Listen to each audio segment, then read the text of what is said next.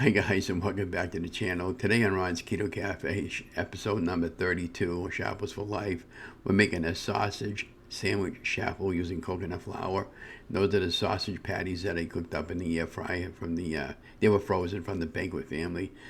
This recipe's pretty simple. I could just Googled it and I wanted to start using up some of my coconut flour. So this calls for any cheese of your choice, but today we're using sharp cheddar cheese.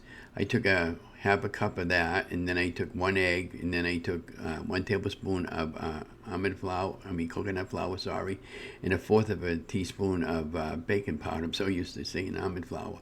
So today we're just doing coconut flour, and here's the egg I put into the measuring cup. And this is the coconut flour acts is very absorbent there, so make sure you mix it up really well. And then I got my mini dash going, and then I sprayed both top and bottom with a little bit of cooking spray.